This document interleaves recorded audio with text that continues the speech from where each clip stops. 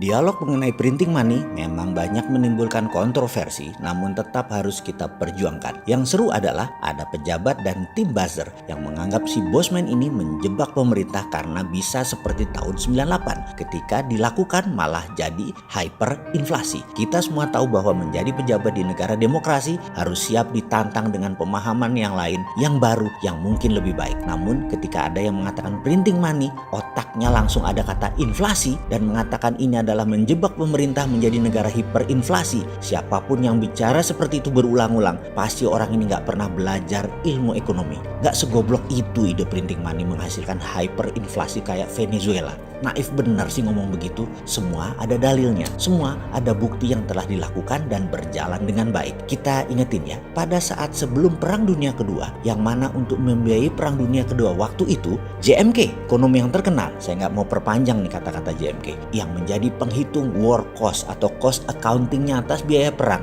yang menjadi dasar Federal Reserve cetak uang, di mana dia sebelumnya juga mendapat pekerjaan yaitu menghitung Project Relief Amerika dari Great Depression. JMK menghitung pembangunan Amerika berbasis infrastruktur statis jalan bebas hambatan dari tahun 1933 ke 1936 dalam pemerintahan FDR, Franklin Roosevelt. Dengan formasi criss-cross Amerika, ada 11 dari timur barat, ada 13 dari utara selatan dengan ribuan anak jalanan. Juga berbarengan infrastruktur dinamis juga diberikan dana untuk membangun industri permesinan yaitu kendaraan bermotor, membangun instalasi listrik, dan segala kebutuhan rumah tangga. Dana tersebut dari mana? Cetak uang berbasis proyek yang bernama New Deal. Program ini memiliki moto 3R, Relief, Recovery, dan Reform. Fokus program ini diadakan untuk mengatasi pengangguran dan kemiskinan, kemudian pemulihan ekonomi ke level wajar, serta mengatur ulang sistem ekonomi agar depresi tidak kembali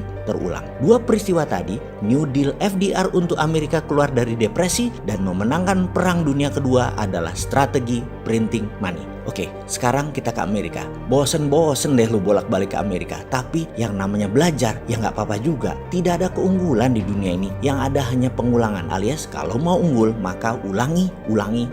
Semua sahabat tahu saya mendukung Bernie Sanders yang ternyata digusur oleh oligarki Partai Demokrat yang pemikirannya tua. Bernie digeser untuk memuluskan Joe Biden. Padahal Joe Biden pendosa yang gampang nanti dikalahkan Trump. Namun namanya juga oligarki kekuasaan. Kalau Bernie menang, kita semua tahu Bernie punya Green New Deal, di mana asisten kampanyenya ahli keuangan Stephanie Kelton jadi JMK-nya FDR New Deal versi sekarang. Bernie kalau jadi presiden Amerika, maka dia akan punya musuh bukan China, bukan dunia Islam, bukan Timur Tengah, tapi dia memutuskan musuh utamanya adalah masalah lingkungan hidup. Dia anti fossil oil, dia anti nuklir uranium, dia anti batu bara dan sangat mendukung perbaikan alam. Dia mendukung baterai dan energi terbarukan. Dia akan perang dan akan printing money per tahun 3.000 billion atau 3 triliun dolar untuk perang memperbaiki lingkungan hidup. Ini seru kalau Bernie menang, tapi dunia farmasinya Partai Demokrat, dunia militeri kompleknya Republikan bubrah.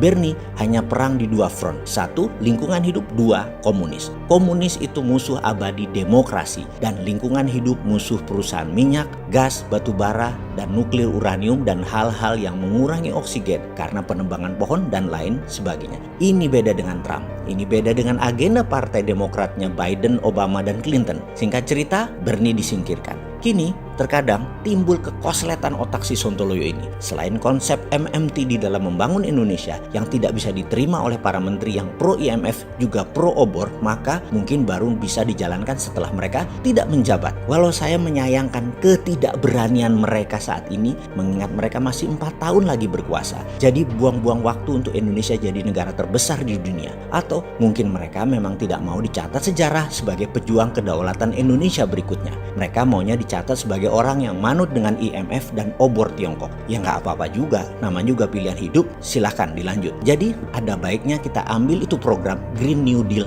ala Indonesia. Kita akan printing money untuk membangun ala New Deal Amerika di tahun 33 dan 36 seperti Tiongkok tahun 1989 sampai 2009, ditambah kita adopsi Green New Deal Stephanie Kelton konsepnya. MMT adalah SWF, printing money, TINA, dan Tiara. Sekarang kita tambah Green MMT. Kita perang perang dengan perusak alam, kita akan pimpin dunia untuk lingkungan hidup atau pro-life strategi. Ini pasti ditentang globalis cabal yang anti-life, tidak pro-life. Cabalis mendukung nuklir uranium, fosil oil, batu bara, dan merusak lingkungan lainnya termasuk perang bedil-bedilan. Mereka dukung itu. Indonesia harus ambil kendali. Saya ragu yang sekarang punya biji, tapi biarlah mereka mengerjakan apa yang mereka tahu dan apa yang mereka mau. Kita kerjakan apa yang bisa kita kerjakan untuk membuktikan konsep kita ini berjalan dengan baik. Jadi kembali ke printing money. Masih bilang inflasi, tak tutup endasmu.